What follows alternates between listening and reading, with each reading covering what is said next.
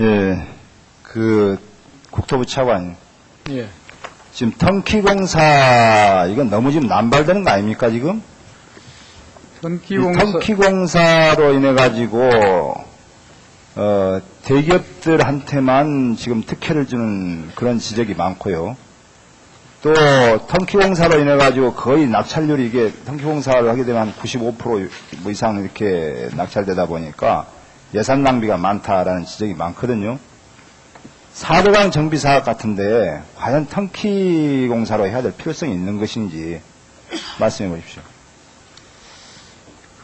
턴키공사로 인한 공사비 증감에 대해서는 공기가 긴 공사의 경우에는 일반 공사로 발주를 하면은 중간에 공사비 총사비 변경이 잦아가지고 오히려 그쪽에 공사비가 늘어난다는 그런. 그래도 일반 경쟁입찰에 비해서는 월등히 높잖아요. 예, 뭐 그렇지만은 저희는 이제 턴키공사가 그 이외에도 또 다른 부작용이 있다고 판단해서 공사의 품질이나 공기 등을 위해서 특별히 필요한 경우가 아니면은 최소화하는 것이 바람직하다고 생각하고 그렇게 지금 관리를 하고 있습니다. 4대강 경우에는 다른 공정들은 괜찮습니다만은 이 보호 관련해서는 랜드마크적으로 저희가 건설을 하려고 하기 때문에 보호를 중심으로 해서 턴키공사를 제한적으로 지금 하려고 합니다. 지금 500억 미만의 공사 그리고 10km 미만으로 이렇게 전부 다 분할 발주를 해가지고 타당성 조사라든지 환경영향 평가를 피해가고 있지 않습니까?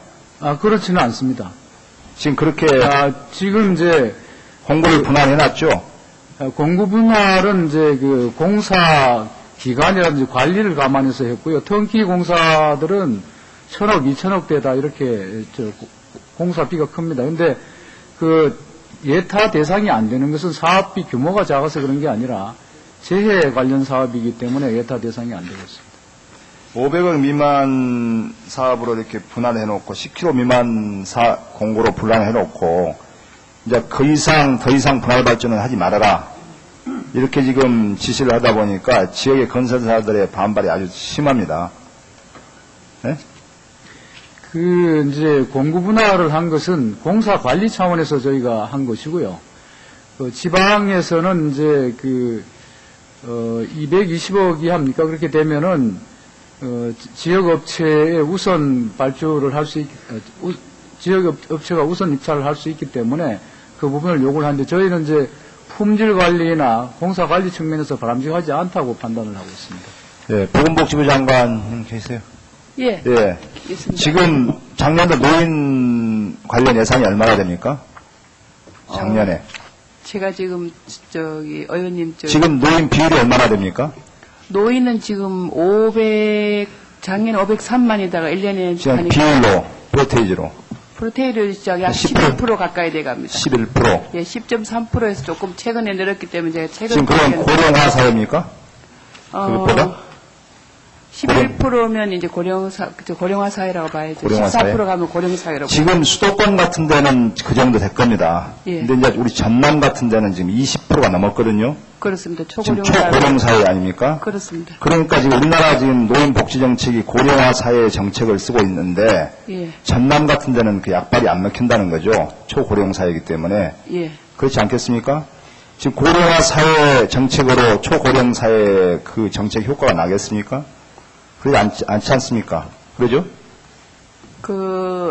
의원님, 저희들이 이제 노인 어른들을 위한 소득 보존 정책으로 기초 노령연금을 지급하고 있습니다. 그런데 실제로 전남 같은 지역에는 저희들이 하위 70%의 노인에게 지급하고 있음에도 일부 군의 경우에는 거의 한 90%의 노인들이 기초 노령연금을 받고 기초 있습니다. 노령연금뿐만 하는 거 아닙니다. 예산이라든지 시설 지원이라든지 이게 확대가 돼야 된다는 차원이고, 예. 이 매칭 펀드를 차등 보조를 해줘야 된다는 차원에서 제가 말씀을 드린 거고요. 예.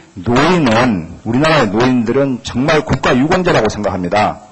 우리 부모 세대들이 못 입고 못 먹고 자식 교육을 했기 때문에 지금 우리나라가 짧은 기간에 이렇게 세계 경제 대국이 됐지 않습니까? 저는 그렇게 보고 있습니다.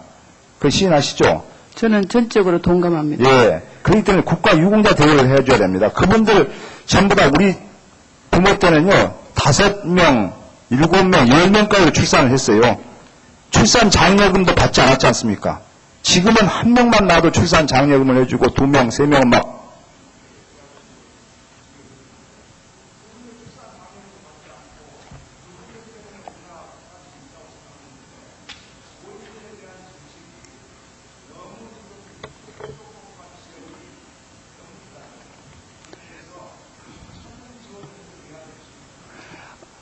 의원님, 지금도 지방자치단체의 재정 자립도에 따라서 매칭 비율을 달리하고 있습니다.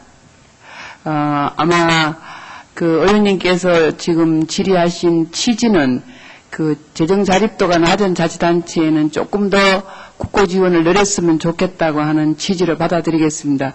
앞으로 그 문제는 저희들이 이제 예산 당국과 중장기적인 관점에서 협의해 나갈 수는 있지만은 당장 2010년에 고치기는 어렵다는 사실을 이 자리에서 밝힙니다. 제가 의원님 마이크가 꺼져서 여기까지 소리가 잘 전달이 안 됩니다. 예, 제가 차등 지원하는 것을 자료를 보내드리겠습니다. 예, 그리고 이제 마지막으로 김성순 위원님 추가 질의하십시오.